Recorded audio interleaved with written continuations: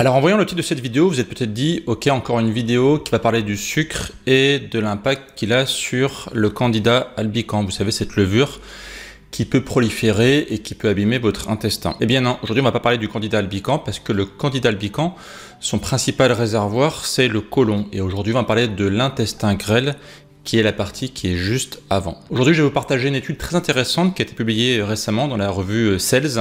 D'ailleurs, je vous mettrai les références de cette étude dans la description de la vidéo. Et cette étude va montrer en fait le rapport qu'il y a entre une alimentation typique occidentale et le fait que certaines cellules fondamentales de notre intestin soient abîmées à cause de cette alimentation. Et vous allez aussi voir le lien qu'il y a entre ces cellules qui sont abîmées et certaines maladies inflammatoires chroniques de l'intestin, comme la maladie de Crohn ou la rectocolite hémorragique. Le cœur de cette étude s'intéresse à des cellules très particulières qui s'appellent les cellules de Paneth. Alors pour bien comprendre ce que c'est que les cellules de Paneth, on va faire un rapide rappel sur la structure de l'intestin grêle. La surface de l'intestin grêle, c'est la plus grande surface humaine qui soit exposée à l'extérieur et c'est pour ça qu'elle est d'autant plus fragile et qu'il faut en prendre soin. Alors souvent, pour imaginer un peu l'intestin grêle, on pourrait imaginer que c'est un peu comme un tapis, vous savez, un tapis à poils, avec ces petites villosités qui montent et qui descendent, et qui donc tapissent complètement la surface de l'intestin. En ayant ainsi une très grande surface d'échange grâce à ces villosités, eh bien l'intestin peut absorber beaucoup de micronutriments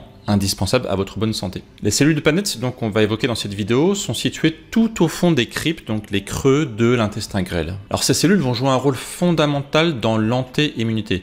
Qu'est-ce que l'anti-immunité? Eh bien, c'est tout simplement ce qui va venir avant le système immunitaire. Le système immunitaire, il faut le voir comme un système curatif. Il y a un problème, donc le système immunitaire va intervenir pour résoudre le problème. L'anti-immunité va venir avant le système immunitaire pour faire du préventif. Donc le système anti-immunitaire, c'est ce qui va permettre de mettre en place des barrières qui vont limiter l'action du système immunitaire. Et votre intestin a beaucoup de systèmes liés à l'anti-immunité. Alors je l'avais récemment évoqué dans une de mes précédentes vidéos, mais par exemple, il faut savoir que l'épithélium, donc la surface de l'intestin, crée par exemple un mucus qui va permettre notamment de limiter l'action des éléments pathogènes au cœur de l'intestin. Ce mucus est fondamental et notamment je vous avais expliqué que s'il était abîmé, eh bien en fait ça pouvait carrément jouer sur l'intégrité même de votre intestin. Alors revenons aux cellules de Paneth. Les cellules de Paneth vont avoir comme particularité de pouvoir sécréter un antimicrobien qui va permettre justement de protéger la paroi intestinale. Le but de cet antimicrobien, ça va être de détruire les éléments pathogènes qui pourraient venir justement dans les cryptes de votre intestin, comme par exemple certaines bactéries, certains virus qui pourraient être pathogènes. Alors c'est pas encore très clair d'un point de vue scientifique, mais il semblerait que la sécrétion de cet antimicrobien soit favorisée par les bonnes bactéries, les bons éléments présents naturellement dans votre intestin. Donc ça permettra en fait de maintenir une sorte de symbiose. Les bons, on va dire les bonnes bactéries pour simplifier, permettent de favoriser la sécrétion d'un antimicrobien qui va permettre du coup de détruire les éléments pathogènes, les mauvaises bactéries on va dire, qui pourraient justement bien être négatives pour votre intestin. Donc la notion de symbiose ici est vraiment importante. On voit bien ici que l'intestin et les bonnes bactéries en fait sont vraiment en symbiose. Les uns ne vont pas sans les autres et c'est grâce à on va dire une bonne communication, un bon équilibre que tout ce petit monde peut rester en bonne santé. Et justement l'étude en question que je vous ai évoquée en début de vidéo a montré qu'une alimentation typique occidentale, donc c'est-à-dire riche en sucre et en mauvais gras, pouvait altérer de façon significative les cellules de Paneth. Et comme on a vu que ces cellules étaient liées à la sécrétion d'un antimicrobien, eh bien lorsque les cellules de Paneth sont dysfonctionnelles, eh bien ça peut emmener du coup la prolifération de certaines bactéries qui va augmenter à la fois l'inflammation et à la fois aussi bien sûr la possibilité de dysbiose. Dysbiose, inflammation, système immunitaire qui devient un petit peu trop actif parce que justement il y a des éléments pathogènes. On a ici le combo parfait pour avoir un intestin qui va être en mauvaise santé. Et j'avais évoqué tout ça en détail dans une vidéo que j'avais fait récemment qui s'appelait Dysbiose, 3 signes surprenants que votre microbiote va mal, où je vous évoquais justement comment une dysbiose peut avoir des impacts qui ne sont pas du tout aussi liés à l'intestin, parce que souvent on pense que dysbiose c'est que intestinal, et en fait non, il peut avoir plein de répercussions sur l'ensemble de votre corps. N'hésitez pas à aller voir cette vidéo si vous souhaitez en savoir plus sur comment une dysbiose peut impacter toute votre santé. Alors, autre point intéressant aussi, c'est que l'altération des cellules de Paneth, c'est en général en fait une caractéristique des maladies inflammatoires chroniques de l'intestin, comme maladie de Crohn et rectocolite hémorragique. Les personnes qui sont atteintes de maladies inflammatoires chroniques de l'intestin ont des cellules de planète qui sont en général dysfonctionnelles. Alors justement, l'équipe scientifique, qui était donc à l'origine de l'étude que j'évoque dans cette vidéo, a cherché à comprendre l'origine précise de l'altération des cellules de planète. Alors ils ont cherché en détail et ils ont remarqué par exemple que l'obésité pouvait être liée à des cellules de planète qui ne sont pas en bonne santé. Plus précisément, l'indice de masse corporelle, l'IMC, pouvait être un indicateur. Autrement dit, plus l'IMC était élevé, plus en général on avait des cellules de planète qui étaient dysfonctionnelles. Alors, est-ce que ça voudrait dire qu'on a trouvé la cause de pourquoi nos cellules de planète étaient en mauvaise santé? Est-ce que ça pourrait être l'obésité?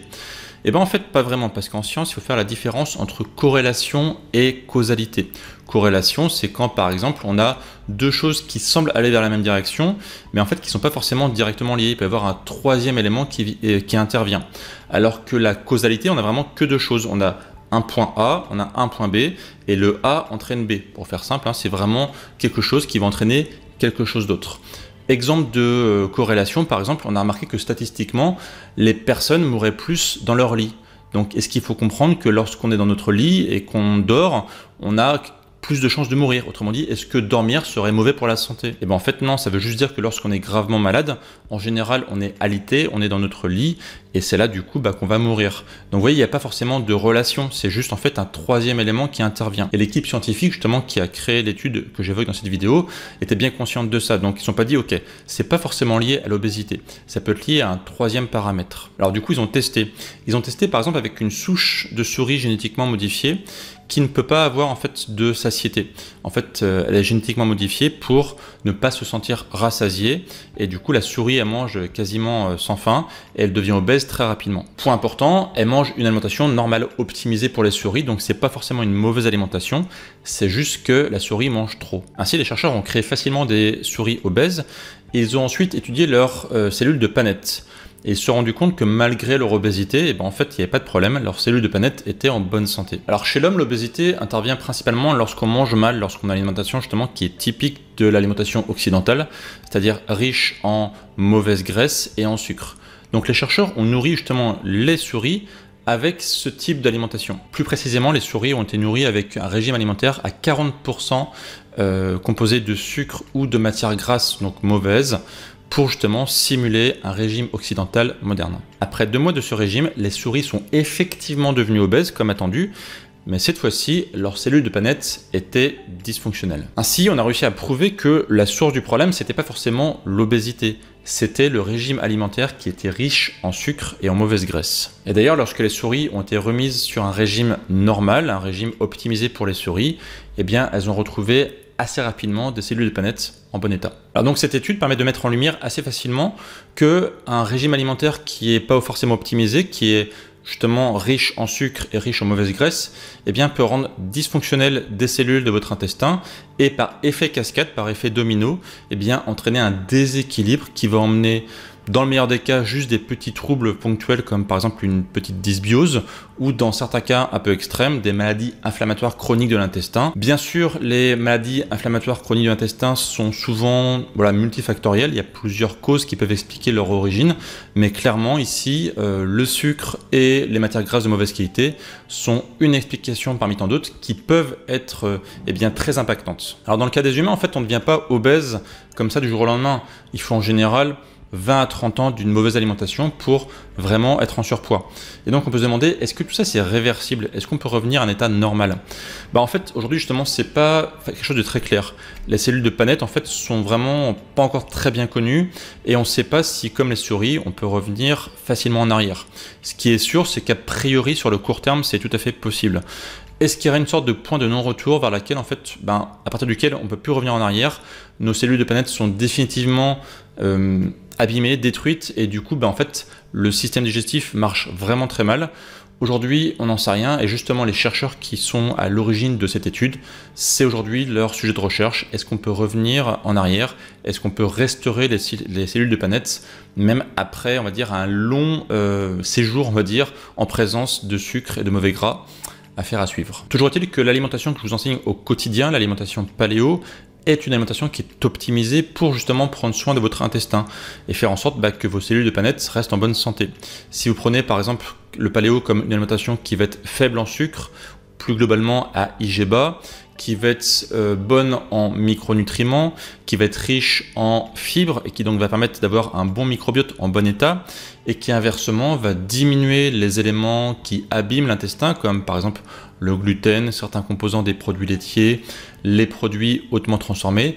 Tout ça en fait mis bout à bout fait que c'est une alimentation qui prend vraiment soin de votre intestin. Donc si aujourd'hui vous souhaitez avoir un intestin en bon état, eh bien la meilleure chose à faire, ça va être déjà de revenir à une alimentation optimale pour l'être humain, l'alimentation paléo. Donc là du coup, c'est à vous de jouer. Alors dans cette vidéo, j'ai donc évoqué la dysbiose, qui est donc un déséquilibre bactérien qui va arriver en général par un mauvais style de vie.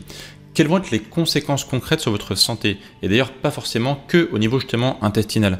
J'ai fait une vidéo récemment pour vous expliquer justement quelles sont trois conséquences d'une dysbiose sur votre corps. N'hésitez pas à aller voir cette vidéo pour comprendre comment on peut identifier une dysbiose facilement. Et moi, je vous dis à très bientôt pour de prochaines vidéos. Et d'ici là, bien sûr, prenez soin de vous. Ciao, ciao!